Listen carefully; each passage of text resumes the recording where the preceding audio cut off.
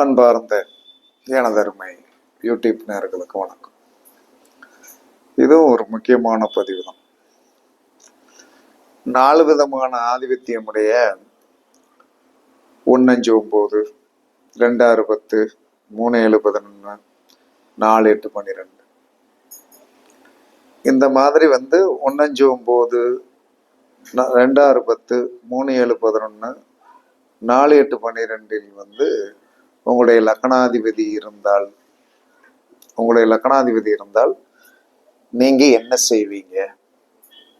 இதை முதல்ல தெரிஞ்சுக்கிட்டு நீங்க எப்படி இருக்கீங்க, எல்லாருமே நாம எப்படி இருக்கோம் அப்படிங்கிறத என்ன சொன்னா முதல்ல நல்லா தெரிஞ்சுக்கணும். எப்ப ஒரு மனிதனுடைய லக்னாதிபதினா உங்களுடைய லக்கண புள்ளி விழுந்த இடத்திற்குண்டான அந்த கட்டத்துக்குண்டான அதிபதி தான் லக்கணாதிபதி. இப்ப ஒரு மேசம் அப்படின்னா மேச லக்கணம்னா செவ்வாய்.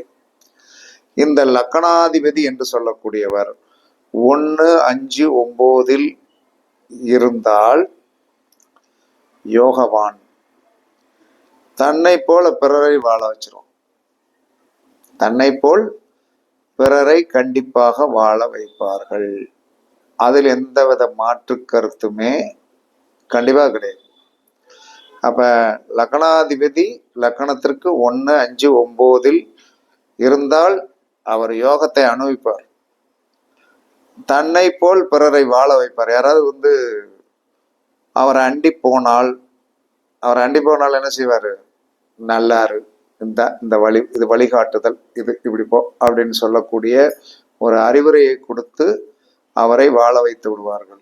இதையும் நம்ம ஜோதிடத்துல நல்லா கவனிக்கணும். அதற்கடுத்து லக்னாதிபதி 2, 6, 10 இருந்தால், லக்னாதிபதி 2, 6, 10 இருந்தால் கண்டிப்பா ஒரு தொழில் விருத்தி உடைய நபராக இருப்பார். தொழிலில் ஒரு விருத்தி நபராக இருப்பார். அவரிடம் யார் என்ன சொன்னான்னா நண்பராகவோ அவரிடம் ஒரு ஐடியா கேட்டு வாழ்க்கையில் மாற்றங்கள் வேண்டும் என்று சொன்னால் தொழில் விருத்தியாகி பிறரையும் என்ன சொல்லலாம்னா அந்த தொழிலை கத்து கொடுத்து அதுல இருக்கிற ரகசியங்களை சொல்லி கண்டிப்பாக என்ன சொல்றான்னா வாழ வச்சிருவாங்க. அப்ப 2, 6, 10 என்பது தொழில். அப்ப ஒருவருடைய லக்னாதிபதி என்ன சொன்னார்? 2, 6, 10 இருந்து விட்டால் தன்னையும் தொழிலில் உள்ள நபராக மாற்றி பிறர் தன்னும் சேருகின்ற நபரையும் என்ன சொன்னா விருத்தி உடைய நபராக மாற்றிடுவாங்க. இந்த அளவுக்கு ஒரு பலவானாக இருப்பாங்க. அதற்கடுத்து லக்னாதிபதி லக்கணத்திற்கு 3, 7, 11 உட்கார்ந்திருந்தால் தான் விருத்தியாகி பிறரை வாழ வச்சிருவான். தன்னிடம் இருக்கின்ற விருத்தி பிறரையும் வாழ வைக்கக்கூடிய ஒரு ஆதிபத்தியம் உடையவராக இருப்பார்கள். இதை நீங்கள் பரிச்சது நீங்க எப்படி இருக்கீங்கிறதுக்கு உங்களுக்கு நீங்களே சுய டெஸ்ட் வச்சுக்கிடுங்க. அதுல எந்தவித மாற்றங்களும் நீங்க எப்படி இருக்கீங்க, இல்லை நான் நல்லா இந்த மாதிரி சொல்றது கரெக்டா இருந்தா ஓகே, அதே மாதிரி நடைமுறைப்படுத்துங்க. இல்லை சரியில்லை என்பதுக்கு நான் வழக்கம் சொல்ல மாட்டேன். என்ன காரணம்னா இது ஜோதிடத்தில் சொல்லியிருக்கின்ற ஒரு விதிகள். இந்த விதிகள் என்ன சொல்லலாம்னா நீங்கள் எப்படி இருப்பீங்க அப்படிங்கிறது தான் அங்க சுட்டிக்காட்டப்பட்டு இருக்கிறது. அந்த சுட்டிக்காட்டுதலின்படி நீங்கள் இருக்கிறீர்களா என்பதை நீங்க தான் டெஸ்ட் பண்ணணும். அதற்கடுத்து லக்னாதிபதி 4, 8, 12 இருந்தால், லக்னாதிபதி 4, 8, 12 இருந்தால் தானும் வாழாமல் பிறரையும் வாழ விடமாட்டார்கள் அப்படின்னு சாஸ்திரம் சொல்லிடுது. இதற்கு எனக்கு ஒரு உதாரணம், நான் பல வருடங்களாக என்ன சொல்லலாம்னா நட்புடன் இருந்த ஒரு நபர் லக்னாதிபதி லக்கணத்துக்கு எட்டல இன்று வரை என்ன சொன்னான்னா நானும் நிம்மதி அல்ல, எவனும் நிம்மதியா இருக்கக்கூடாது, நானும் நிம்மதி அல்ல, எவனும் நிம்மதியா இருக்கக்கூடாது, இன்று வரை அப்படித்தார். இதை நான் பரீட்சித்து பார்த்து இந்த லக்னாதிபதி 4, 8, 12 இருந்தாங்க. அப்ப லக்னாதிபதி 4, 8, 12 இருக்கக்கூடாதா அப்படின்னு நீங்க கேட்கலாம். சாஸ்திரம் அதைத்தான் சொல்லுது. 4ஆம் இடத்துல இருந்தால் 8ஆம் இடத்தோடு தொடர்பு கொள்ளும், 8ஆம் இடத்துல இருந்தால் 12ஆம் இடத்தோடு தொடர்பு கொள்ளும். ஆனால் இது ஒரு விதத்தில் வந்து என்ன சொன்னான்னா மோட்சஸ்தானம் அப்படிங்கிறது. மோட்சஸ்தானம் என்பது என்ன சொன்னா மதப்படுதல் தானே.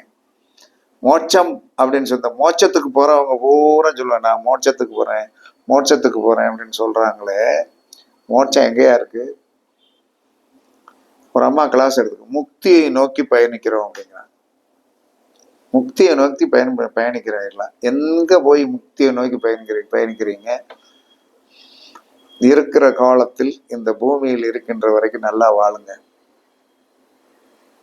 தெய்வங்களை கும்பிடுங்க, வாழுங்க, வாழ்ந்து நல்லா அணுவிங்க, உங்க சந்ததிகளுக்கு வந்து நல்ல விருத்தியை உண்டாக்குங்க.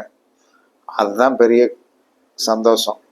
அதை விட்டு நான் முக்தியை நோக்கி போறேன் முக்தியை நோக்கி போறேன் அப்படின்னா அதுவும் முக்தியை நோக்கி போறாங்க. முக்தியை நோக்கி போய் என்ன பண்ண போறீங்க அப்படின்னா, முக்தியை நோக்கி எங்க போறீங்க அப்படின்னா அதுக்கு விளக்கம் சொல்ல மாட்டேங்காங்க. நாங்க முக்தியை நோக்கி போறோம், நாங்க மோட்சத்துக்கு போறோம் அப்படின்னு சொல்லி வந்து நிறைய பேர் வந்து என்ன சொல்லலாம்னா அதுக்கு உண்டான விளக்கங்கள் தெரியாமலே இருக்காங்க. அப்ப 1-5-9 லக்கணாதிபதி இருப்பவன் யோகவான், தன்னை போல் பிறரை வாழ வைப்பான். 2-10 வந்து லக்னாதிபதி இருப்பவன் தொழிலில் விருத்தியாகி பிறரை வாழ வைப்பான், 10 பேருக்கு வேலை விடுமா. 3-7-11 வந்து லக்னாதிபதி இருப்பவன் தானும் விருத்தியாகி பிறரை வாழ வச்சிருவான். 4-8-12 லக்னாதிபதி இருப்பவன் தானும் வாழாமல் பிறரையும் வாழ விட மாட்டான் அப்படின்னு சாஸ்திரம் சொல்லுகிறது. இது நிறைய உதாரண ஜாதகங்கள் நான் பார்த்துருக்கேன். கண்டிப்பாக வந்து என்ன சொன்னா அவர்களுடைய இயல்பு நிலை அப்படித்தான் இருக்குது. இயல்பு நிலை அப்படித்தான் இருக்குது. அதை வந்து அவர்கள் புரிந்து கொண்டு வந்து என்ன சொன்னா விதியை மதியால் மாற்றலாம், விதியை மதியால் மாற்றலாம் என்று சாஸ்திரம் சொல்லுகிறது. மாற்றிக்கொள்ளுங்கள், இதை செக் பண்ணி கொள்ளுங்கள். செக் பண்ணி கொண்டீர்கள் என்று சொன்னால் கண்டிப்பாக இது ஒரு உங்களுக்கு அறிவுபூர்வமான செயலை கொடுக்கும். பரிச்சித்து பாருங்கள், வெற்றி பெறுங்கள் என்று கூறி உங்களிடமிருந்து விடைபெறுவது சிபி பாறை ஜோதிடர் சாதி ராகவன் ஜெயபாலாஜி. சுகமே சொல்க சுகமே சொல்க, வாழ்க வளமுடன் வாழ்க வளமுடன். வணக்கம் வணக்கம் வணக்கம் வணக்கம் வணக்கம்.